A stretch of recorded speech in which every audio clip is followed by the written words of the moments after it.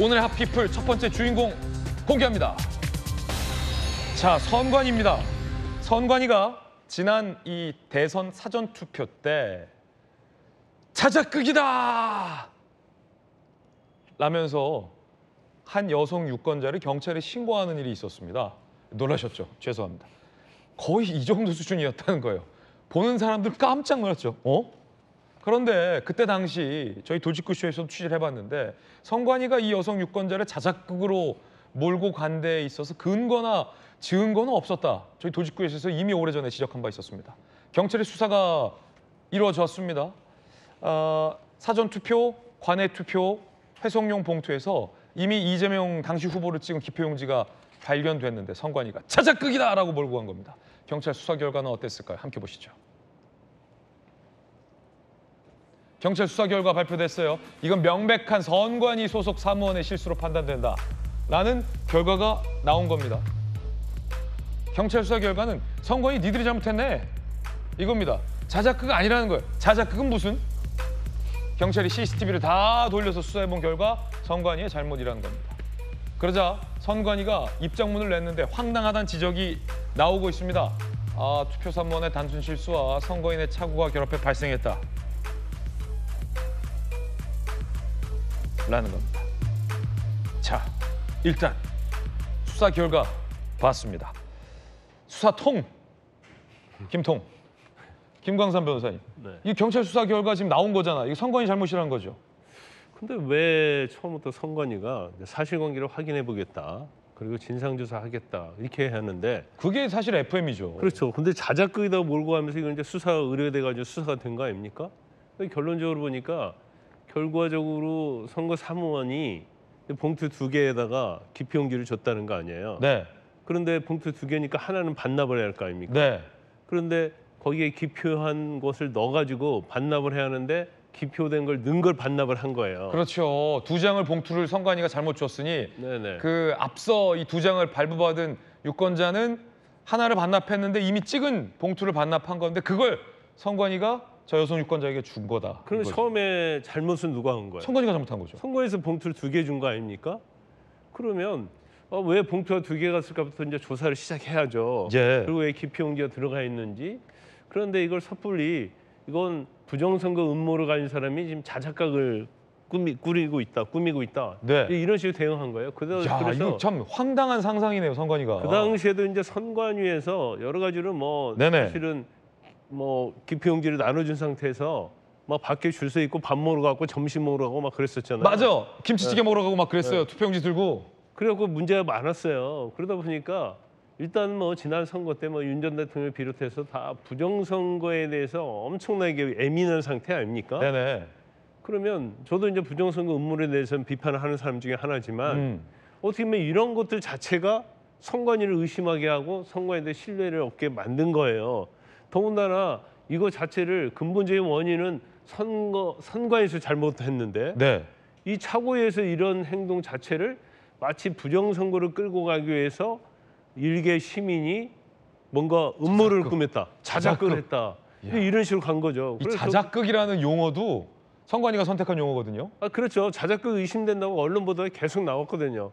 그건 왜 선관위에서 이 얘기했기 때문에 이 자작극이 의심되면서 결국 수사 의뢰를 한 거예요. 그래서 그냥 이게 뭐가 문제가 있는가 보다 하고 자체 조사 일단 철저히 하고 문제가 있다고 한다면 이제 수사 대상이 아니면 수사 의뢰를 안 했어야 하는데 처음부터 자작극으로 보면서 이제 수사 의뢰를 하다 보니까 언론에서는 이 투표한 사람이 범인이고 뭔가 부정선거 음모론자고 그런 좌표가 그냥 찍혀버린 거죠. 아니에요. 저희 돌직구 쇼만은 그때 당시 선관위를 비판했습니다. 아무런 근거 없이 유권자의 신고를 자작극으로 몰고 간 선관위를 저희 돌직구 쇼에서만큼은 그때 비판했어요. 돌직구 제외하고요. 네. 그래서 그분 입장에서 보면 얼마나 억울하겠습니까? 근데 이분이 또 이재명 대표를 찍은 분 아니에요. 아니죠. 그분은 그 앞선 분. 투표용지를 받은 분은 이재명 대통령을 찍은 거고 이 여성 유권자는 투표하려고 봤는데 이게 나와서 이제 신고를 했어요. A, B 헷갈려가지고 그렇죠. 그랬다는 거죠. 그렇기 때문에 이거 자체 아무튼 제가 볼 때는 자작극으로 의심받는 분 더군다나 그 선관위에서 잘못했는데 수사까지 받은 거 아닙니까? 굉장히 억울할 것 같아요. 이 여성 유권자는 얼마나 억울하겠습니까? 투표용지에 이미 기표가 돼 있는 걸 신고했는데 갑자기 선량한 유권자에게 선관위가 자작극을 벌이고 있다라고 몰고 갔으니 얼마나 억울합니까? 듣는 제가 다 억울한데 그때 당시 상황 들어보시죠. 최대한 다른 거는 맡기지 마세요. 경찰분들은 퇴거하셔요. 여기 이미 투표한 용지가 들어 있어요. 그래서 그분이 너무 놀라서 약간 반소리를 치셨어요. 정말 정갈하게 적힌 투표 용지가 그 안에 들어가 있었는데 그래서 제가 너무 놀랐어요. 선거 참관인도 놀라고 저걸 발견한 여성 유권자도 놀라고 이 뉴스를 보는 국민들도 놀라고 자작극이다라고 외치는 선관위 직원을 보며 저는 더 놀라고 경찰 수사를 보고 한 번 더 놀랐습니다. 판사 출신의 전주혜 의원님, 이게 뭐 하는 겁니까, 선관위? 예?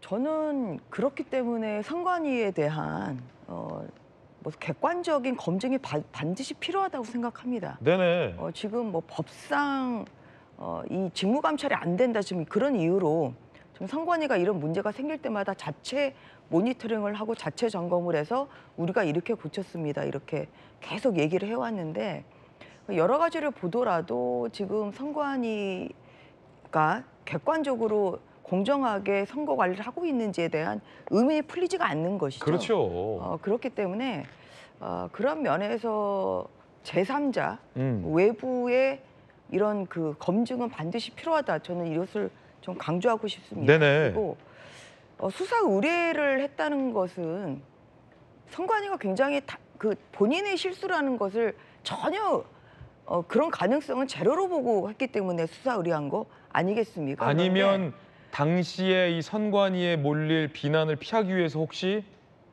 의도적으로 여성 유권자를 자작극으로 지목했다면 예. 더 나쁜 거다? 네.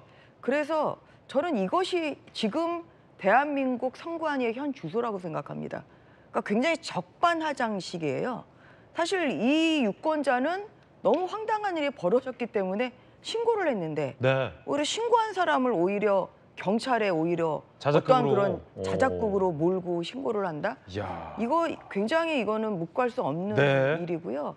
선관위가 유감 표명에서 끝날 것이 아니라 저는 진지한 사과가 있어야 된다고 생각합니다. 그리고 저는 이 차제에 이런 일이 이제 발생을 하면 선관위를 국민들이 다 입기가 어려워요. 아무리 우리가 열심히 하고 있다고 해도 그렇기 때문에 어떤 그런 부정선거 음모론이 지금 잦아들 수가 없는 상황이라는 것이 사실 굉장히 안 좋거든요. 그래서 이게 이제 민주당에서 반대를 하고 있습니다만 저는 사전투표 제도에 대한 어떤 그런 그 검토가 저는 필요하다고 생각합니다.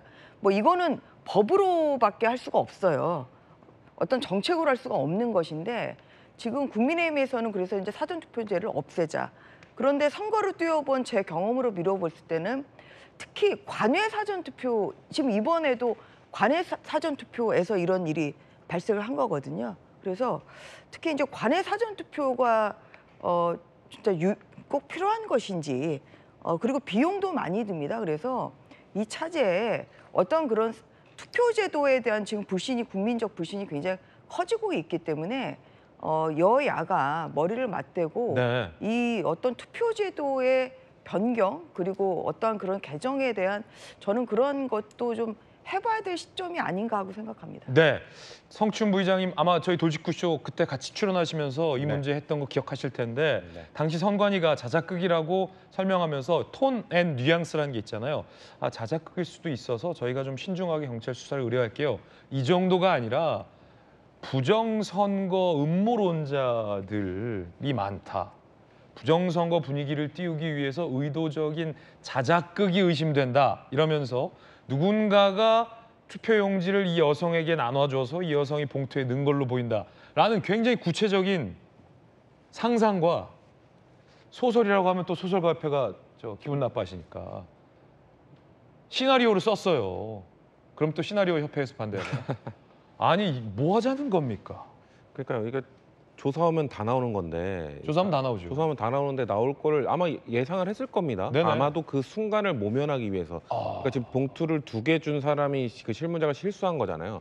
그러니까 그 관리자나 이런 것들로 봤을 때 그 투표소에서 뭔가 본인들의 실수를 인정하기 싫으니까 일단 순간을 모면하기 위해서 어떻게 보면 머리를 돌린 게 이 자작극 아니냐, 이거 그 부정선거 음모론자가 벌인 자작극 아니냐라고 몰아가려고 했던 거겠죠. 근데 자기들이 봉투를 2개 주고서 그쵸. 무슨 저 여성 유권자와 뭐 연루된 사람이 투표용지를 여성에게 건넸다 이런 말도 안 되는. 솔직히 봉투를 2장 줬다는 게 납득이 안 가는 게 저는 투표하러 갔을 때 그 사람 거기 관리하는 분들이 철저하게 정말 꼼꼼하게 해주는 걸 전 느꼈거든요. 예. 아무래도 부정선거 음모론도 나오고 있는 상황이기 때문에 열심히 하시는구나라는 걸 느꼈는데. 그러게 왜 봉투를 2개 줘요? 그러니까 거기 매우 부실하게 관리가 된 거죠. 나눠준 사람도 그렇고 나눠준 사람을 관리하는 사람도 그렇고 뭔가 부실하게 관리돼 있었으니까 그 자체 그 투표소 거기 관리하는 사람들 차원에서는 이거 어떻게 넘어가지? 네. 일단 이 순간을 어떻게 모면하지라는 생각으로 유권자를 아. 몰아갔던 거죠. 그러니까 저는 이 선관위의 이런 행태들을 보면서 대체 어디부터 어떻게 고쳐야 될지 참 난감한 부분이 있습니다. 선관위에 대해서는 네. 이 공정성 또 독립성 이런 것들이 매우 중요하기 때문에 이 감사나 외부 이 세력에 뭔가 감사가 들어갔을 경우 압박을 받을 수 있고 지금 사실상 한국의 선거제도 하에서는 선관위가 갖고 있는 권한이 매우 크거든요. 왜냐하면은 선거법에 대한 해석을 무조건 선관위가 하도록 되어 있기 때문에 선관위가 갖고 있는 권한이 큰 상황에서 선관위에 대한 압박을 가할 수 있는 뭔가 제도를 만들면 그러면은 그 권력을 가진 사람이 선관위를 압박할 수 있게 되고 그러면 선관위의 유권 해석이 그 권력을 가진 여당 쪽이 유리하게 나올 수 있고 이런 것들이 우려가 돼서 사실 선관위의 좀 자정작용을 좀 원했던 건데 네. 지금까지 드러난 걸로 봤을 때는 채용 비리부터 지금 이 건까지 했을 때 이미 선관위는 하기에는 이미 선을 넘었다라는 판단이 있습니다. 그렇기 때문에 이거에 대해서는 어떻게 할지 좀 사회적 고민, 정치적 합의가 좀 있어야 된다고 생각합니다만, 근데 다만 저는 그렇다고 해서 이게 사전투표의 이 무용론까지 가는 건 전 너무 과하다고 생각합니다. 왜냐면은 우리나라의 사전투표제가 도입된 것은 아무래도 그 유권자들의 투표율이 자꾸 하락하고 있는 상황 속에서 투표율을 높이기 위한 이 방안 중에 사전투표를 제도를 도입한 거고 실제 상당한 효과를 거뒀죠. 2000년대 초반만 하더라도 그 당시에 총선 투표율이 50% 미만으로 떨어졌던 시기도 있었습니다. 그렇기 때문에 그런 것들을 고려했을 때 사전투표의 무용론까지 가기는 좀 그렇고 어떻게 선관위를 개혁할 것인가 그거에 대한 논의에 좀 초점을 맞췄으면 좋겠습니다. 네. 뭐 투표용지가 1+1입니까? 2개를 주게? 자기들이 2개를 주고서 선량한 유권자를 자작극을 보는 사람으로 몰고 갔습니다. 경찰 수사가 나왔는데 제대로 된 사과도 하지 않는다는 비판과 지적이 오늘 나오고 있습니다. 선관위 입장입니다. 당시 부정선거론을 주장하는 단체들이 있어서 수사 의뢰가 불가피했다. 이게 해명입니까? 이게 해명이에요. B 씨를 의심한 것에 대해서는 유감을 표한다. 어디 유감을 표합니까? 사과를 해야죠.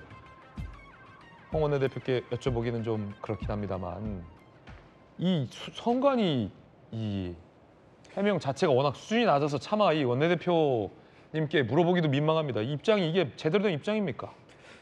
좀 더 정식으로 정중하게 그 사과를 하는 게 맞다 보고요.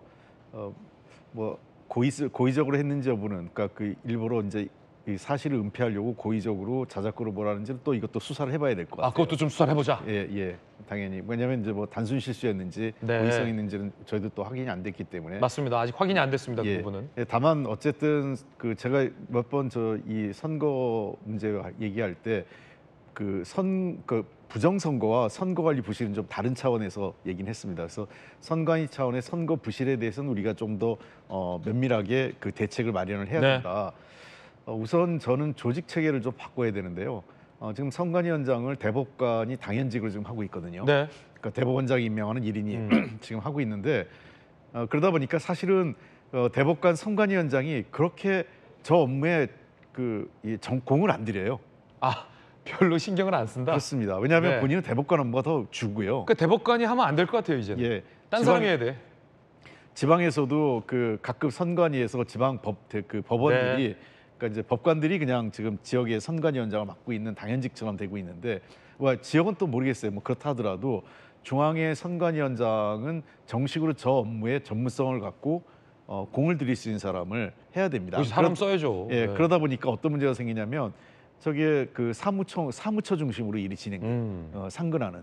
그러니까 위원장은 제가 보기에 노태학 그 대법관이 선거관리위원회 위원장으로 돼 있지만 업무에 대해서 잘 몰라요. 그리고 국회에도 선관위원장은 출석해서 인사만 하고 갑니다. 질의응답도 안 받아요. 와도 잘 몰라요? 예, 모르죠. 잘 모르고 질의응답을 안 받아요. 그래서 국회에서 관행이 선관위원장은 와가 출석만 하고 말만 하고 퇴장해요. 그리고 주 질의는 선관위 사무총장을 대상으로 질의를 행안위에서 하고 있는 게 지금까지의 국회 관행이기 때문에 그럴 바에는 선관위원장을 그냥 명예직처럼 지금 두는 게 아니라 책임을 지고 실질적으로 저 조직에 대해서 고민하고 조직 문화, 그다음에 조직 체계, 그리고 이 지금 조직의 잘못된 문제에 대해서 책임을 질 수 있는 사람을 해야 돼요. 통상적으로 그 가족 조직 내 비리 있잖아요. 가족 채용 등등이 나왔으면 선관위원장이 사과하고 사퇴해야 되는 게 맞죠. 네. 근데 그렇죠. 대법관 입장에서는 사퇴할 이유가 별로 없는 거예요. 책임감을 별로 못 느끼기 때문에 본인의 주 업무는 그 대법관이고 나는 그냥 명예직으로 와 있을 뿐이고 실질적인 건 사무처가 하는데 내가 그 명목상 위원장으로서 사과한 거지 책임질 일 없다고 생각하기 때문에 사퇴를 안 하는 거예요. 저는 그래서 저 체계를 바꿔서 실질적으로 책임질 수 있는 사람을 위원장으로 만들어야 되고 그다음에 감시 체계를 어떻게 해야 될 거냐. 아마 저는 이제는 도리어 국민의힘이 감사원이 하는 거 반대할 거예요. 이제는 우리가 여당이 됐기 때문에 그런 측면에서 유일하게 헌법기관인 선관위에 대해서 정기적으로 감사하고 그 기관에 대한 이 조사를 할 수 있는 권한은 국회가 갖고 있는 게 맞다 이렇게 생각합니다. 네, 이 해명 한번 좀 다시 보실까요? 왜 이 여성 유권자를 자작극으로 몰고 가면서 경찰에 수사를 의뢰했는지에 대한 변명이 나오는데 부정선거론을 주장하는 단체들이 있어서 우리가 그랬다는 겁니다. 전조위원님, 엄한 유권자, 애먼 유권자를 자작극으로 몰고 간 것이 부정선거를 주장하는 단체들이 있어서 그랬다. 이게 앞뒤가 맞는 해명입니까? 선관위 해명이? 그래서 저는 진지한 사과가 필요하다 아까 말씀을 드렸던 거죠. 그러니까 일단 단정을 한 거잖아요. 그래서 이 문제 제기한 여성을 이제 부정선거 음모론자로서 이제 일부러 이슈화하기 위해서 자작극을 했다. 사실 투표하러 가면서 그런 생각을 하기가 어렵습니다. 아니 지금 유권자를 의심한 것에 대해서 죄송합니다도 아니고 유감을 표명한 것에 대해서도 굉장히 유감스럽습니다. 저는 여기에 대해서는 민형사적인 책임을 질 수도 있는 문제죠. 그래요? 명예훼손도 되는 것이고요. 명예훼손이 된다? 그럼요. 거기에다가 또 정신적 고통을 줬기 때문에 당연히 민사소송의 대상이 됩니다. 그런데 정말 선관위가 굉장히 아나무인격이잖아요. 왜냐하면은 자체적으로 분명히 CCTV가 있으니까 자체적으로도 볼 수가 있거든요. 볼 수가 있는데 이것을 보지도 않고 그러네요. 바로 경찰에 수사 의뢰를 했다. 그리고 바로 그날 문제가 생겼을 때 나왔던 말이 자작극이라는 말부터 했어요. 그러니까 우리가 먼저 선제적으로 뭐가 문제가 있는지를 한번 점검을 해봐야 되잖아요. 내부 점검은 충분히 가능한 상태인데 해보지도 않고 네가 잘못이야. 이렇게 단정을 해버리는 것이 이것이 지금 대한민국 선관위의 현 주소라고 생각합니다. 항상 남 탓하고 우리는 굉장히 좀 방어 기제가 너무 강하게 작용을 해요. 방어하려고 하고. 이번에 사전투표 할 때도 그때도 또 뭐 줄을 길게 이 사전투표지 받고 점심 먹고 들어와서 했다. 뭐 이런 것 때문에 언론에 나오다 보니까 혹시나 문제가 생기지 않을까 하는 뭐 그러한 어떤 의식이 많이 작용을 했는지 모르겠습니다만 이것이 그냥 조용히 넘어갈 수 있는 일을 너무 이제 크게 이제 키운 것이 선관위이기 때문에 이러한 것이 저는 선관위가 지금 어떤 선거에 대한 인식, 그 다음에 또 유권자들에 대한 인식 수준이 그렇습니다. 제가 의원 시절에 중앙선관위도 여러 번 이제 찾아가서 면담도 하고 또 접해봤습니다만 사실 국회의원들이 선관위에만 가면 완전 고향 옆에 쥐예요. 왜냐하면 본인도 선거를 해야 되는 입장이기 때문에 아무리 세게 피감기관을 그렇게 지적을 하고 비판하는 의원님들조차 선관위에 가면 굉장히 사실 그렇지 않습니다. 왜냐하면 선관위에 찍히면 본인이 굉장히 피곤해지거든요. 피곤해질 수 있죠. 본인의 지역구 관리를 한다거나 수시로 항상 여러 가지 네. 사항들이 있기 때문에 그래서 선관위가 굉장히 사실 국회의원의 선거도 감독하는 기관이잖아요. 그래서 그런 면에서 아까 이제 홍준표 원내대표께서 이제 국회가 해야 된다고 이제 말씀하셨는데 사실 제3자적인 통제 기능은 기관은 필요합니다. 그런데 이제 국회가 했을 때는 오케이. 제가 경험해 본 이제. 바로 이제 그런 문제점이 있을 수도 있다. 네. 그래서 어쨌든 간에 어떠한 그런 객관적인 검증은 저는 반드시 필요하다는 말씀을 다시 한번 강조하는 바입니다. 이대로 두면 안 될 것 같다. 많은 이 전문가들의 공감대였습니다. 자, 핫피플 함께하고 있습니다. 두 번째 핫피플 만나보시죠. 한동훈 전 대표입니다. 친한계 일부에서 한동훈 전 대표 이번에 전당대회 나오면 안 된다라는 반대론이 꽤 있다고 합니다. 들어보시죠. 한동훈이라고 하는 존재는 정말 보수 재건의 최강병기예요. 그런데 동시에 최종 병기이기도 합니다. 한동훈이 무너지면 보수 혁신, 보수 재건 거의 물 건너갑니다. 그러니까 소중한 만큼 아껴 써야 된다. 저는 개인적으로 이번 전당대회에 출전하는 거는 좀 신중해야 된다 하는 의견이고 그런 생각을 또 한동훈 전 대표에게도 이렇게 얘기를 했습니다. 여러 의견들이 5대5라고 봤는데 요즘은 주변에서 좀 출마하지 마라는 이야기들을 많이 하는 것 같아요. 한동훈 전 대표가 어떤 결심을 할지 저도 사실 굉장히 궁금하고 다만 지금 주변에서는 조금 부정적 여론을 더 전달하고 있는 것 같습니다. 친한계들은 이번에 나오지 마라라고 오히려 반대하는 목소리가 더 많다라는 겁니다. 자, 거기에 홍준표 전 대표가 귀국하자마자 한동훈 전 대표를 직격했습니다. 김민석 총리 후보자에 대해선 홍준표 전 대구시장이 한때 총막받던 분이라고 했고 한동훈 전 대표에 대해선 날 라이벌로 착각한다라며 쓰레기 집단이다, 천벌받을 것이다 라며 이 정도면 저주 아닙니까? 저주 비판을 했습니다. 김광선 변호사님, 한동훈 전 대표 주변에서 측근들이 당대표 나오지 마라라고 반대하는 목소리가 더 많다는데 이건 왜인 겁니까?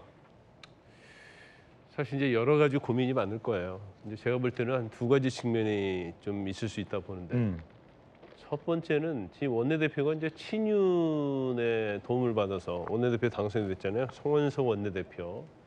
그러면 송원석 원내대표의 취임 이후에 어떤 행동들을 보면 개혁 혁신 그거와는 좀 거리가 멀다는 느낌을 받습니다. 또 김명태 비대위원장이 내걸었던 5대 개혁안에 대해서도 뭐 추진은 해보겠다고 하지만 그렇게 이렇게 달가워하지 않는 것 같아요. 네네. 본인은 이제 친윤들의 어떤 도움을 받아서 원내대표 됐잖아요. 그리고 친윤들의 어떤 바램 이런 것들을 저버리기 어려울 거예요. 그래서 만약에 전당대회 뭐 8월 정도 생각하고 있는 것 같은데 전당대회에서 당선이 된다 하더라도 굉장히 본인이 생각하는 개혁과 혁신은 어려울 것이다. 특히 이제 다수를 차지하고 있는 국민의힘 내부에 어떤 친윤 세력들과 계속 저항이 있을 거예요. 저는 원내대표일 때도 마찬가지였잖아요. 비대위원장 때도 마찬가지였고. 그래서 본인이 당대표가 됐는데 이 당을 개혁 혁신하겠다는 기치를 걸고 아마 당대표 출마를 할 거예요. 하게 되면. 그런데 이거 개혁 혁신하기 어렵죠. 네. 계속 부딪힐 거고 계속 뭐 친윤 세력은 구주류는 정할 것이고 그러면 개혁 혁신의 성과를 낼 수 있는 이제 한계가 있다. 이제 첫 번째는 그렇게 생각할 거고요. 그다음에 두 번째 이제 한동훈 전 대표가 당 대표가 되면 뭐에 의해서 평가를 받냐면 개혁과 혁신에 대해서 평가를 받지만 내년 지방선거거든요.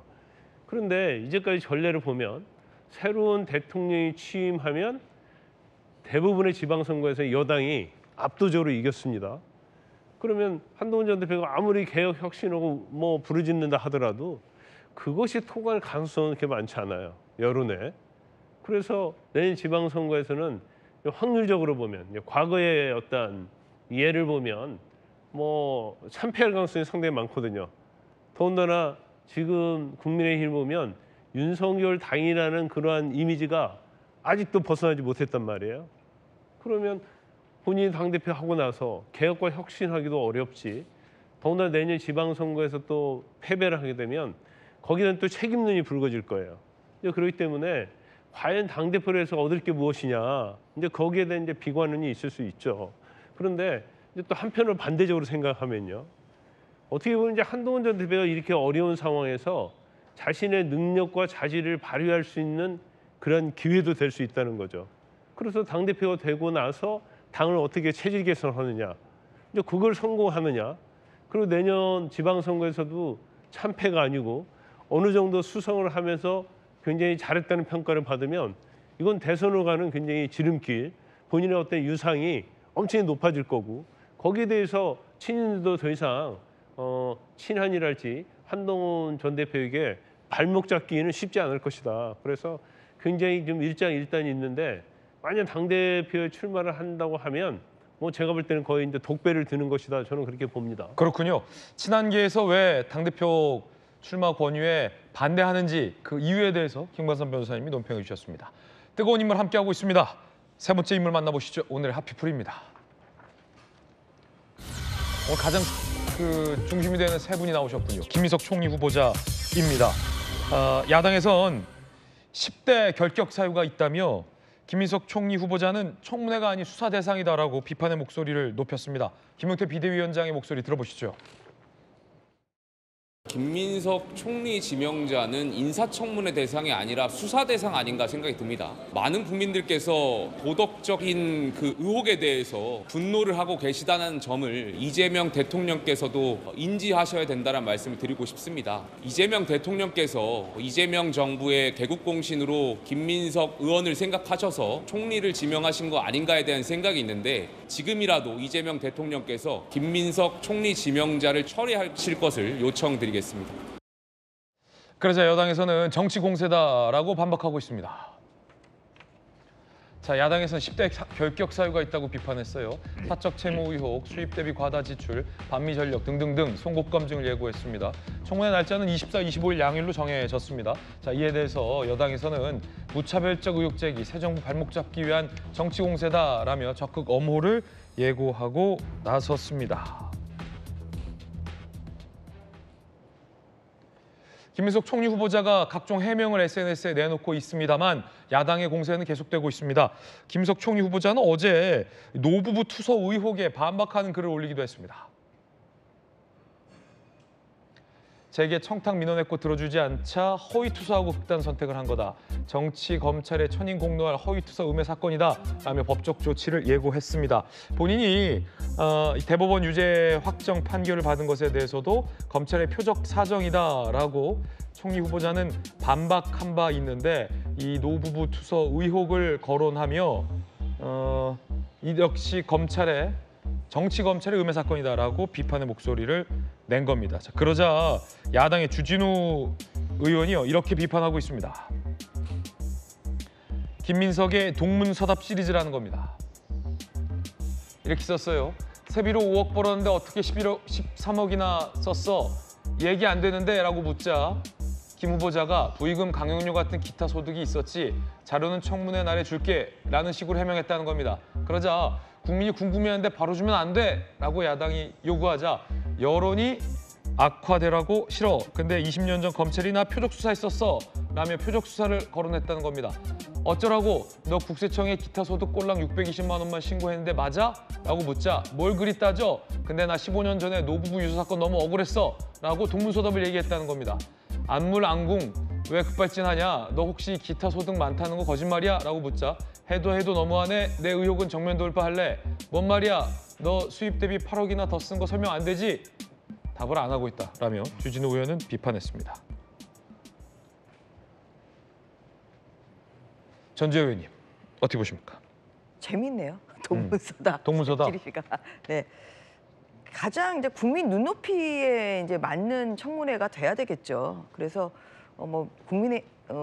민주당에서는 이제 그게 너무 이제 터무니없는 의혹이라고 생각하는데 주장을 하고 있습니다만 저도 사실 이해가 안 되는 게 이제 수입보다 지출이 많은 거죠. 계산만 해보면 됩니다. 그러니까 지난 5년 동안 이제 국회의원 당선 이후에 5년 동안 쓴 돈을 보면 추징금 6억을 냈어요. 이제 거기에 또 무슨 기부금 2억을 냈으면 8억이죠. 거기에 신용카드비만 한 2억 정도 써서 그럼 10억입니다. 그런데 아무리 계산을 해봐도 국회의원 세비를 한 푼도 안 쓰고 저축을 한다고 해도 최대한 6억이에요. 그럼 여기서 10에서 6을 빼면 4가 남지 않습니까? 이 4억 원이 작은 돈이 아니죠. 그래서 이 돈을 어떻게 마련을 했느냐. 이거는 국민들이 궁금해할 부분입니다. 국민의 힘이만 궁금해하는 부분이 아니에요. 근데 이 부분에 대해서 자료 제출을 안 하고 있죠. 자료 제출을 안 하고 있습니까? 네, 아직까지? 안 하고 있고 어떻게 재원을 마련했고 어떻게 갚았는지.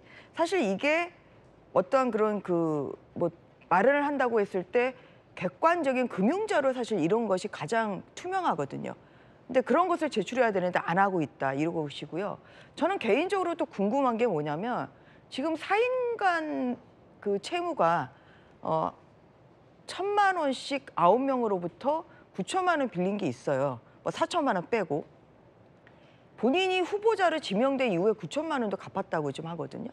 그럼 이 돈은 지금 어떻게 마련을 한 건지. 왜냐하면 그 김민석 후보자가 한 2억 조금 넘게 지금 재산이 있지 않습니까? 근데 그것도 다 100% 지금 금융재산도 아닌 것 같은데 그럼 이 9천만 원을 어떻게 지금 마련을 했고 갚았다고 하는 것이 바로 이것은 불과 뭐 1, 20일 전의 일입니다. 그래서 그런 것은 굉장히 도덕성이라는 점에서 굉장히 중요하죠. 그래서 이제 그런 아주 기본적인 국민 눈높이에 맞는 이러한 의혹을 국민의힘에서 제기를 하는 것이고요.